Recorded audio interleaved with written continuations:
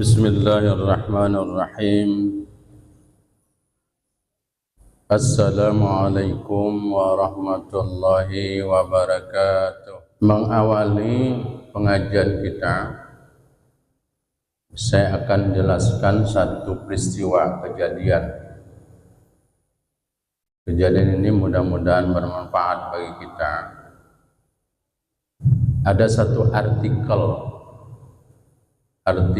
berbentuk video yang saya terima yang bisa menjadi bahan renungan kita semua. Di situ dikisahkan ada seorang remaja Palestina, umurnya 16 tahun, ditemukan wafat, meninggal dalam reruntuhan rumahnya. Ketika jenazahnya akan dievakuasi, diambil, namanya evakuasi, mau dibersihkan, mau diselenggarakan fardu kifayahnya, maka ditemukan secarik kertas di dalam kantong celananya. Remaja ini berumur 16 tahun. Isinya adalah catatan dosa yang menceritakan tentang dosa-dosanya selama 1 minggu. Mungkin remaja ini punya firasat, suatu saat kapan aja bisa wafat dan meninggal dunia dalam kondisi negaranya yang seperti itu. Atau mungkin dia suka menulis, mencatat, tapi yang dicatatnya itu kesalahan dan dosa-dosanya. Apa yang dicatatnya itu? Dia tulis hari Senin, karena perjalanan seminggu. Hari Senin aku tertidur tanpa beruduk. Kalau kita, saya rasa tidur kadang-kadang tak beruduk sama sekali. Bahkan kalau pulang dari kantor langsung kita tidur. Tapi bagi remaja Palestina ini, tidur tanpa wudhu adalah dosa. Karena memang Rasul dulu menyuruh kita, sunnah hukumnya kalau kita mau tidur berwudhu. Hari Selasa, maka aku banyak melakukan tertawa terbahak-bahak. Bagi kita mungkin sebagian tertawa terbahak-bahak itu tidak dosa, tapi bagi dia merupakan dosa. Karena kadang-kadang kita tertawa terbahak-bahak itu mungkin saja menceritakan keburukan kawan kita, maka kita tertawa terbahak-bahak. Mungkin kita menghibah, membuka aib kawan kita, saudara kita. Tapi sebagian kita mengatakan itu merupakan bukan dosa. Hari Rabu dia catat, aku tidak sholat isya tepat waktu. Karena sebagian kita kadang-kadang sholat di ujung waktu. Tapi bagi remaja Palestina ini, sholat isya tidak tepat waktu merupakan dosa. Berapa banyak orang kadang-kadang yang penting sholat, bahwa ketika dia melakukan sholat walaupun di ujung waktu, dia merasakan itu ibadah spesial. Bagi remaja itu merupakan dosa dan kesalahan. Dia catat hari Kamis, aku bermain bola bersama teman. sebagai seorang remaja, maka aku masukkan bola ke dalam gol sehingga aku merasa sombong. Sepele sangat. Bermain bola, masukkan bola ke gawang, perasaan sombong, dan itu merupakan dosa bagi dia. Mungkin sebagian kita entah sombongnya mana-mana udah, tapi ada sebagian tidak merasa bahwa sombong itu bentuk dosa. Dia catat hari Jumat aku hanya mampu berselawat untuk Rasulullah sebanyak 700 kali. Pertanyaan kita, mesti berapa yang harus dia lakukan selawat kepada Rasul? Dia berselawat kepada Rasul 700 kali aja itu salah, dosa bagi dia. Pertanyaan kita, satu hari berapa kali selawat yang kita ucapkan untuk Nabi, untuk Rasulullah Sallallahu Alaihi Wasallam? Mungkinkah 10 kali, mungkinkah 20 kali, atau sama sekali kita tidak melakukan selawat kepada Rasul? Hari Sabtu dia catat, aku lupa untuk zikir pagi. Bagi kita karena terburu-buru kerja, saya rasa lupa kita untuk zikir di waktu pagi. Tapi bagi remaja ini, ketika dia tidak bisa zikir di waktu pagi, merupakan dosa dan kesalahan. Rasulullah mengajarkan di waktu pagi kita memang disuruh membaca tasbih, Subhanallah wa bihamdihi, Subhanallahil azim.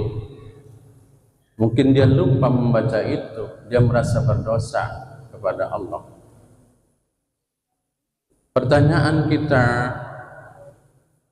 remaja ini umurnya jauh di bawah kita, masih muda, tetapi merasa banyak salah dan banyak dosa.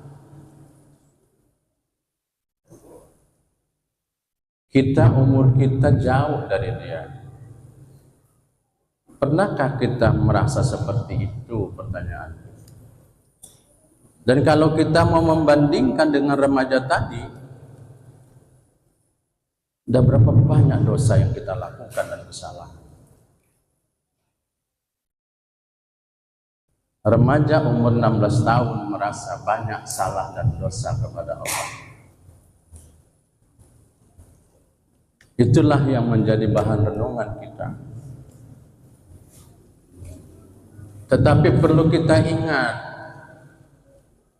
bahwa Allah itu Maha Pengasih, Allah itu Maha Penyayang, Allah itu Maha Pengampun, Ghafurur Rahim. Allah itu Maha Pengampun dan Maha Penyayang. Berapapun besarnya dosa kita, kalau kita mau bertobat kepada Allah, maka Allah akan mengampuni dosa kita. Maka kali ini kita akan berbicara tentang ada 10 perbuatan yang bisa menggugurkan dosa. Menggugurkan dosa itu menghilangkan dosa. Menggugurkan dosa itu, menghilangkan dosa itu, menghapus dosa. Kita akan melihat satu firman Allah di dalam surah Az-Zumar ayat 53. Ayat ini merupakan ayat cinta dari Allah. A'udzu billahi minasyaitonir rajim. Qul ya ibadiyalladzina asrafu ala anfusihim La taqnatu min rahmatillah. Innallaha yaghfiru dzunuba jami'a. Innahu huwal ghafurur rahim. Apa artinya? Katakanlah, wahai hamba-hambaku yang melampaui batas terhadap diri mereka sendiri. Di dalam Al-Quranul Karim, orang yang berdosa, orang yang berbuat salah, berbuat maksiat, disebut dengan asrafu ala anfusihim.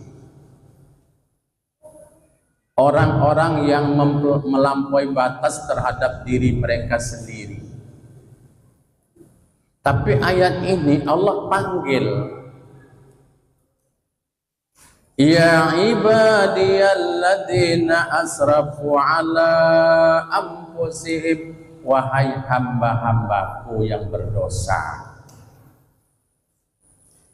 wahai hamba-hambaku yang bikin salah. Allah manggil dengan mesra. Kalau Allah manggil dengan panggilan biasa, biasanya ya ayuhan nas, itu panggilan biasa.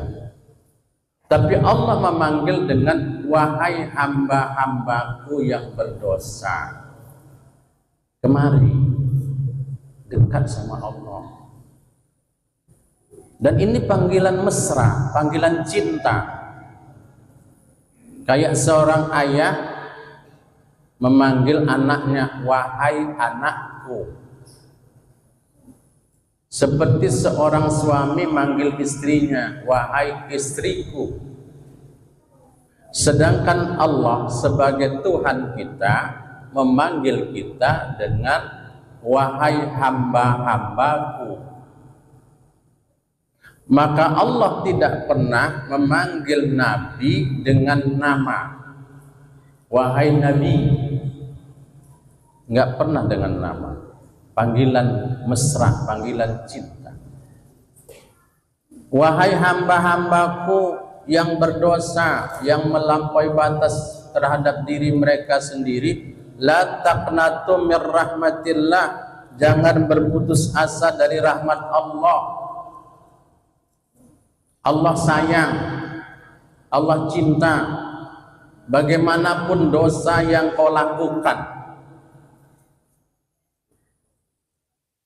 Apa kata Allah? Innallaha, sesungguhnya Allah, yaghfirudz dzunuba jami'a.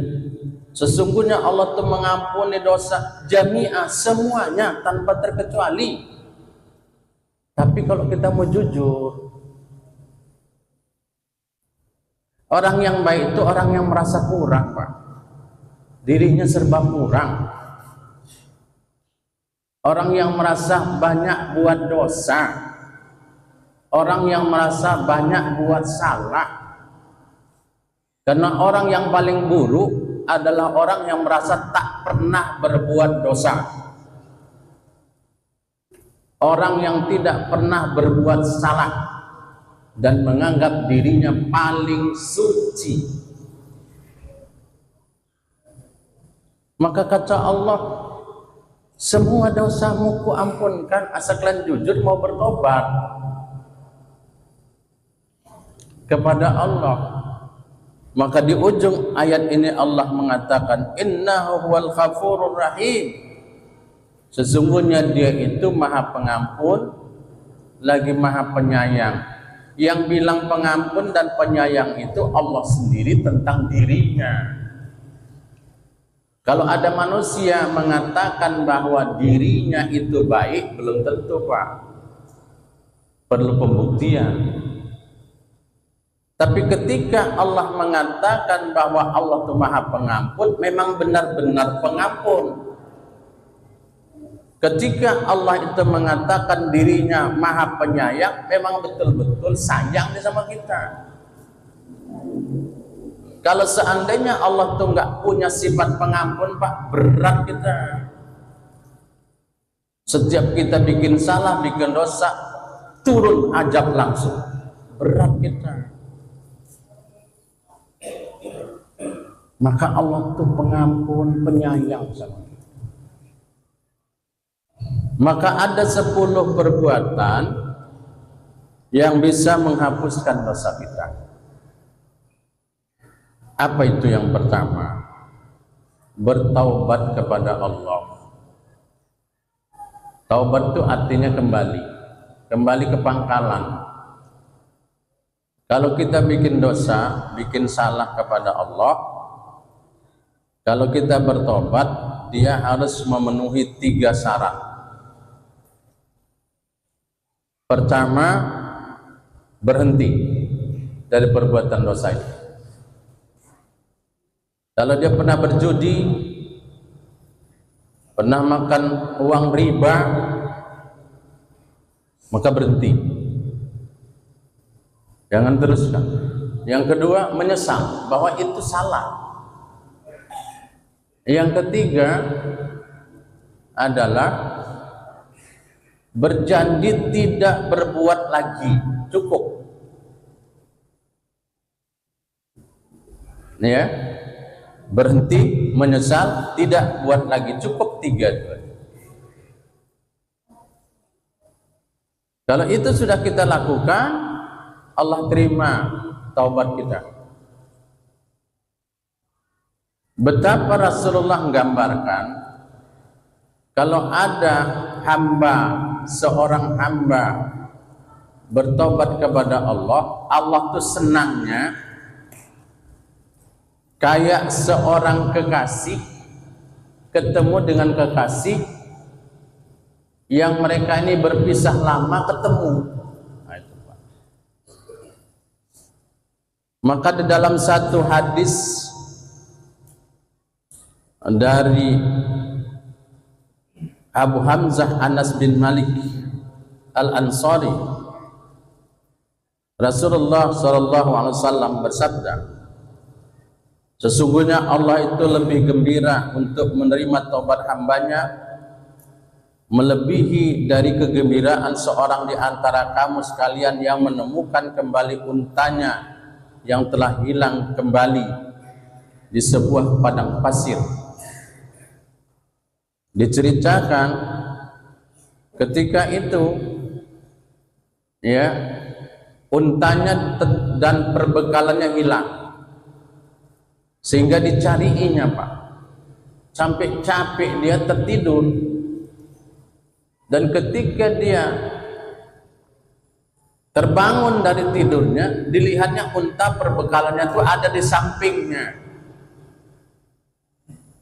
sehingga dia berkata, ya Allah, engkau adalah hambaku, aku adalah Tuhanmu. Terbalik bicaranya, saking senangnya dia, Pak. Saking senangnya dia dapat unta dan perbekal. Begitu digambarkan hadis ini tentang orang yang bertaubat, Allah tuh senang betul.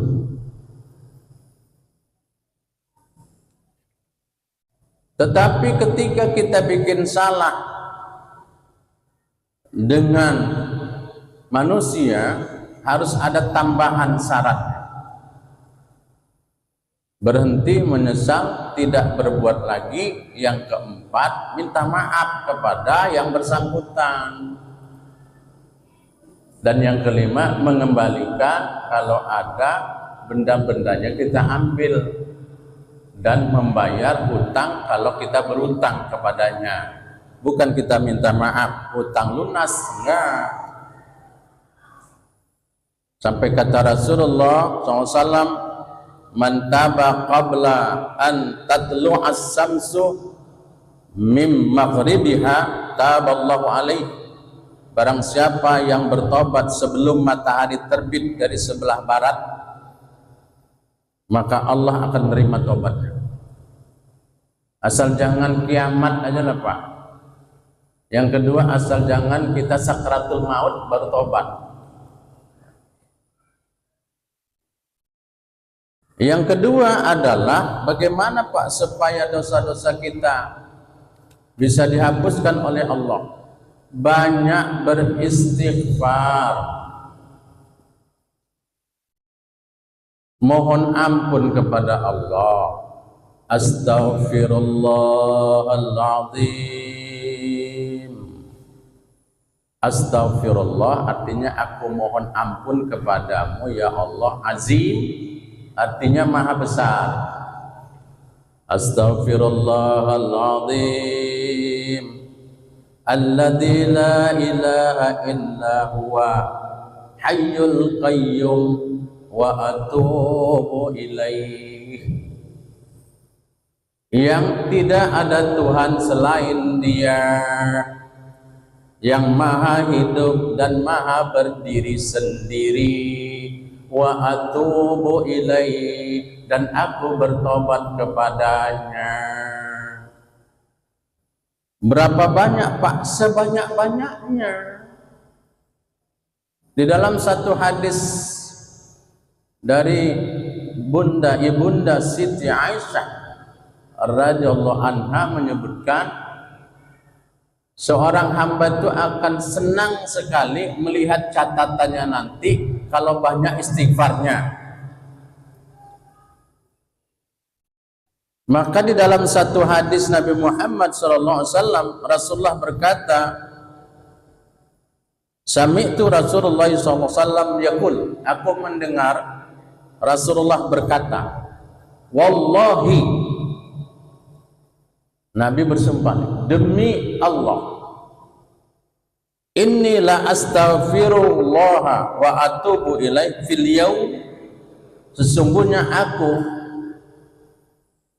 membaca istighfar dan bertobat kepada Allah aksara min sab'ina marratan, lebih daripada 70 kali satu hari.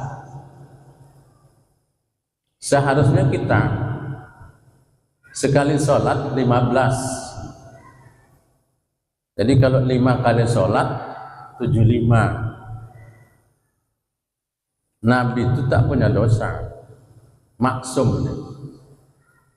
Tapi dia beristighfar Pak 75 kali, 70 kali, sampai dalam satu hadis 100 kali. Bahkan kita selepas sholat baca istighfar kita. Apa maknanya sebetulnya Pak? Maknanya itu ngajari kita bahwa kita ini bersifat tawadhu. Yang kedua menyadari walaupun kita baru selesai sholat, mana tahu sholat kita itu ada yang masih kurang menurut Allah. Nggak boleh kita sombong kali. Maka dalam hidup ini Pak, kita nggak boleh mapas sama orang. Ya, nggak boleh merendahkan orang. Kita sendiri pun kan nggak ada jaminan apa pasti ujungnya baik, kan nggak ada. Kita kan minta dan berusaha. Ada dulu dalam satu riwayat, ini ceritanya Sultan Murad. Dia nyamar bersama seorang pembantunya datang ke satu kampung. Jadi kampung itu nggak tahu bahwa ini raja. Di tengah jalan dia lihat ada seorang laki-laki tergeletak. Dia datangi, udah jadi jenazah ini.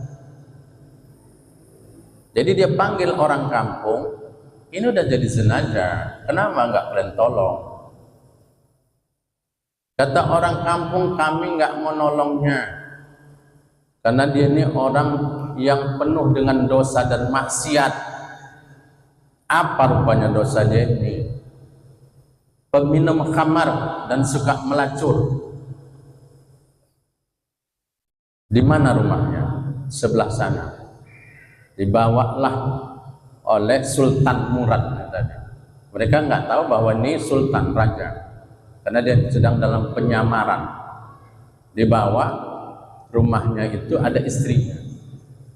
Bu, ini suami ibu sudah meninggal jadi jenazah, tapi orang kampung nggak mau menyelenggarakan fardu kifayah. Katanya dia ini orang yang suka bikin maksiat. Apa betul? Memang suamiku ini sebetulnya orang baik, tapi orang nggak tahu, dan dia nggak bercerita sama orang. Kebiasaan dia setiap malam membeli khamar, minuman memabukkan. Dia beli banyak-banyak, dia bawa pulang, dia buang di belakang rumahnya. Dia bilang sama istrinya, alhamdulillah malam ini aku sudah menyelamatkan orang tidak minum khamar. Cuman orang nggak tahu, Pak. Dan di setiap malam dia datangi rumah-rumah wanita yang tidak baik, menjual diri. Nah, dia kasih uang, kalian jangan melakukan maksiat lagi, kalian jangan melakukan maksiat, kalian jangan melakukan maksiat. Sampai rumah dia bilang sama istrinya, wahai istriku, aku sudah dapat menyelamatkan banyak wanita tidak melakukan dosa. Kata istrinya, bang, kalau nanti orang nggak tahu dengan apa yang abang lakukan ini kan timbul prasangka buruk. Biarlah, yang penting Allah tahu. Karena aku dan yakin serta percaya satu saat nanti kalau orang kampung tidak mau menyelenggarakan kematianku, akan ada raja nanti yang akan menyelenggarakan fardu kifayahku. Dan itu realita kenyataan, Pak. Dia panggil orang kampung, dia ceritakan, baru sadar orang kampung. Kita nggak bisa mapas orang, Pak. Kadang-kadang ada orang yang nggak baik di awal, tapi ujungnya jadi baik. Ada orang yang kita tidak minta, awalnya baik, ujungnya tak baik pula lagi. Oleh karena itu kita minta sama Allah, mohon sama Allah. Ini proses kita menuju baik, mudah-mudahan ditutup dengan baik. Amin. Yang ketiga, apa perbuatan yang dapat menghapuskan dosa kita? Mengerjakan amal soleh. Amal ibadah kita itu bisa menggugurkan dosa. Contohnya, satu, sholat. Di dalam surah Hud ayat 114. A'udzubillahi minasyaitonirrajim. Wa aqimis shalah tarafin nahari wa zulafam minal lail. Dan laksanakanlah salat pada kedua ujung siang, pagi dan petang, dan pada bagian permulaan malam, subuh sampai isya, jangan tinggal. Apa kata Allah? Innal hasanati yuzhibnas sayyi'at. Perbuatan-perbuatan baik itu menghapuskan kesalahan. Jadi sholat kita itu, Pak, menghapus dosa. Jadi menghapuskan dosa itu ibadah yang kita kerjakan. Dua, melangkah ke masjid. Kita makin banyak langkah kita ke masjid, makin banyak dosa kita diampunkan Allah. Ketiga, menghadiri majelis pengajian. Ini pengajian nih, Pak, kumpul malaikat semua kemarin nih, duduk sama kita. Kita ini terhormat ini, Pak, orang dengarkan pengajian, hadir di pengajian ini. Orang bisa ngerjakan haji.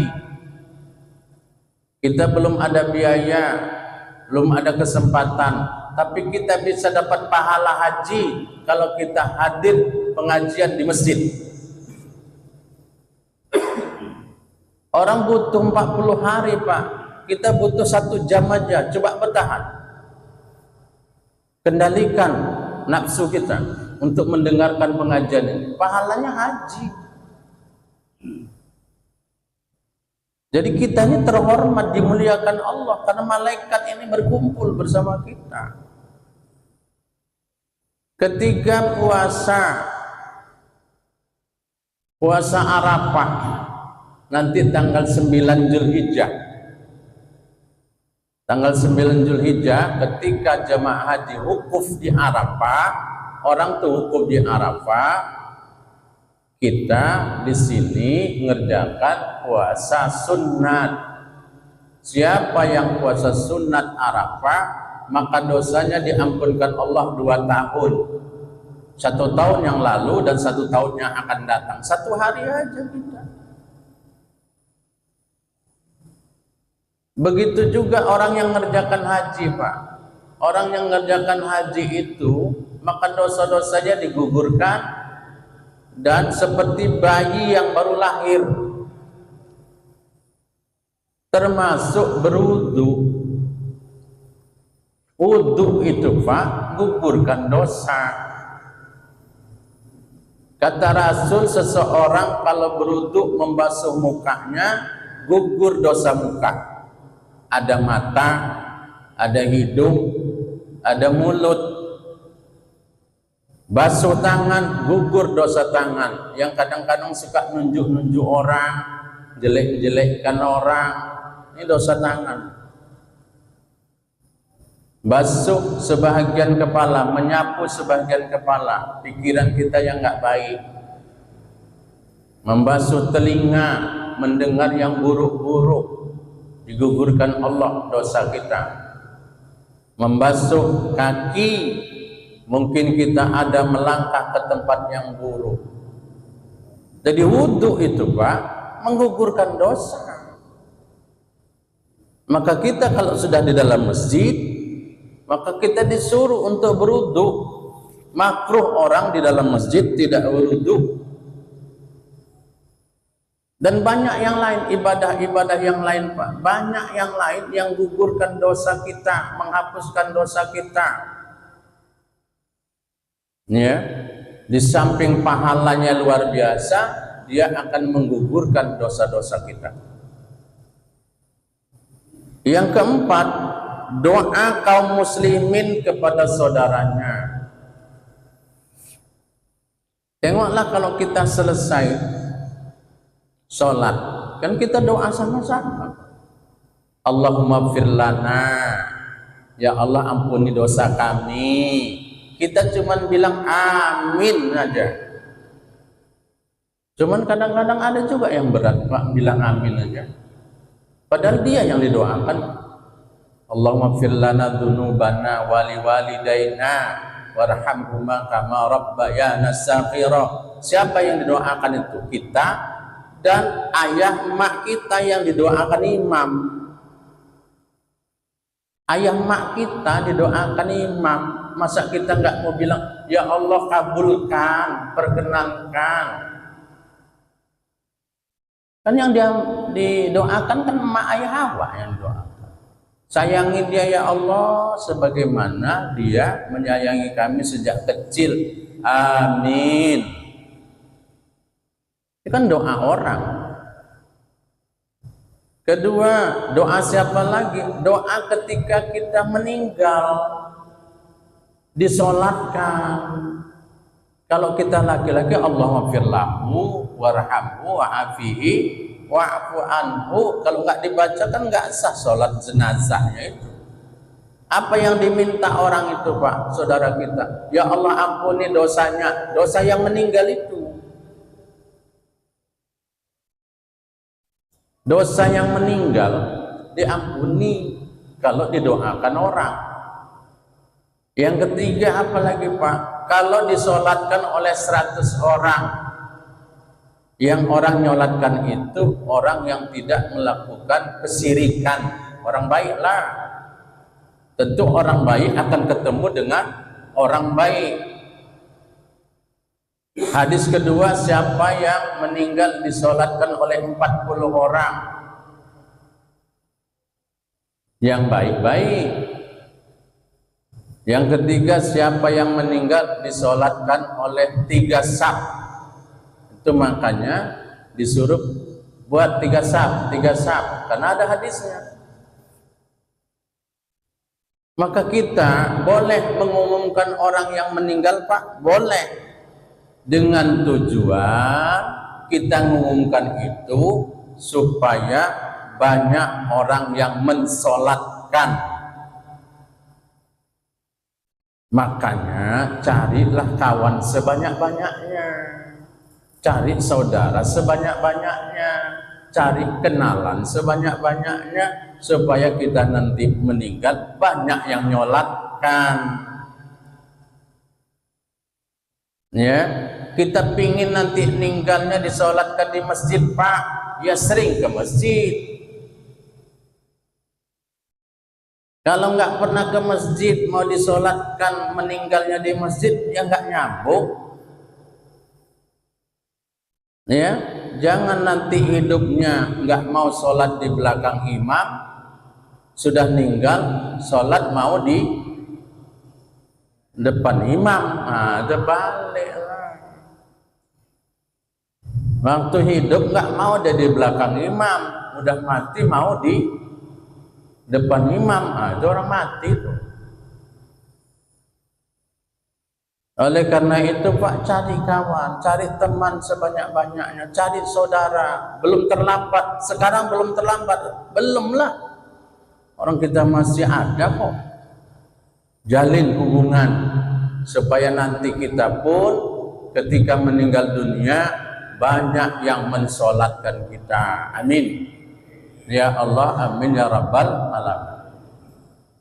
Yang kelima, ya, apa yang kelima? Orang-orang yang beramal soleh untuknya setelah dia meninggal. Dia udah meninggal, Pak, tapi amal soleh orang itu bisa dikirim. Apa? Sedekah.